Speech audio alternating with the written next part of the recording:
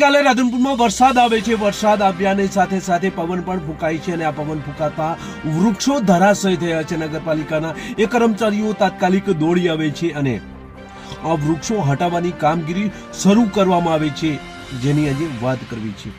નમસ્કાર, ક્રાઇમ આવાજ ન્યૂઝમાં તમારું સ્વાગત છે. હું છું તમારું નાનજી ઠાકોર. આજે વાત કરવી છે ગઈકાલના વરસાદની.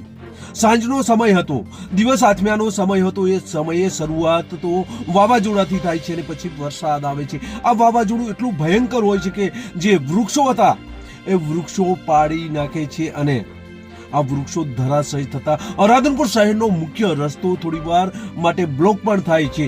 આ બસ સ્ટેશનનું જ્યાં પીપળ, જે જૂની પીપળ હતી બસ સ્ટેશનના કોર્નર ઉપર, આ પીપર ધરાશય થાય છે અને ત્યાં ગલ્લાના કૂચણ ધાણ વારી નાખે છે. એક સદનસીબે અહીંયા લોકોનો બચાવ થઈ ગયો છે, પરંતુ એ દ્રશ્ય ગઈકાલના હચમચાવી નાખનારા હતા અને આ જૂની પીપળ પડી હતી. ત્યારે આ બાબતે એસઆઈ શું કહી રહ્યા છે તેમને સાંભળીએ. રાધનપુરમાં સાંજના સમયે જ જે વાવાઝોડા સાથે જે વરસાદ વરસ્યો હતો ને ત્યારબાદ જે રાધનપુર શહેરના જે વૃક્ષો છે, જૂના વૃક્ષો હતા, એ ધરાશય થયા છે અને નગરપાલિકાના એસઆઈ છે કે કઈ જગ્યાએ વૃક્ષો ધરાશય થયા છે. એક બાબર રોડની વાત મળી હતી અને એક બસ સ્ટેન્ડની વાત મળી હતી. અચ્છા, હાલ એ ફોન આવી રહ્યા છે, પણ હવે તપાસ કરીને જોઈએ શું કાર્યવાહી થાય એમ છે. બસ સ્ટેશનમાં જે વૃક્ષ પડ્યું છે ત્યાં કેટલું નુકસાન છે? આશરે 3 કેબિન તૂટી ગયા છે. બરાબર. કોઈ લોકોની જાનહાનિ? ના, જાનહાનિ કોઈ પ્રકારની છે નહીં, કારણ કે વાવાઝોડું આવ્યું ત્યારે એ લોકો કેબિન બંધ કરીને નીકળી ગયા હતા અને એના અડધો કલાક પછી આ બનાવ બન્યો છે. અન્ય કેટલી જગ્યાએ તમને ફોન આવ્યા કે? આશરે 2-3 જગ્યાએ વાત આવી છે, પણ હવે તપાસ કરીએ છીએ.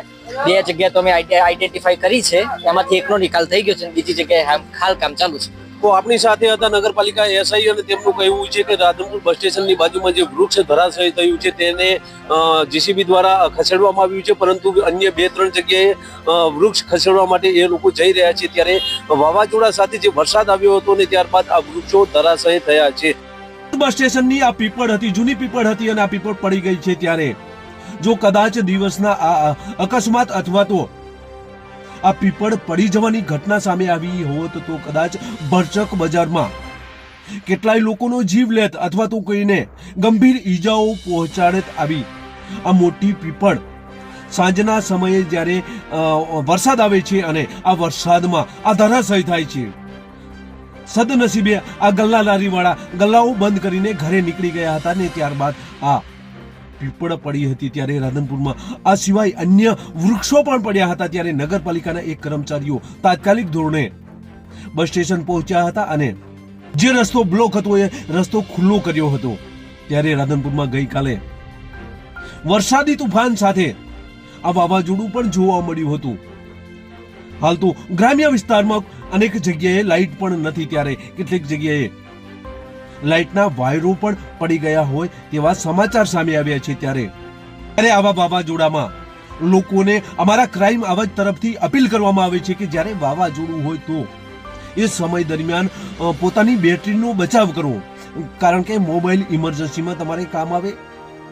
ઘરથી બહાર ન નીકળવું, કારણ કે આવા અકસ્માતો થવાની ભીતિ હોય છે.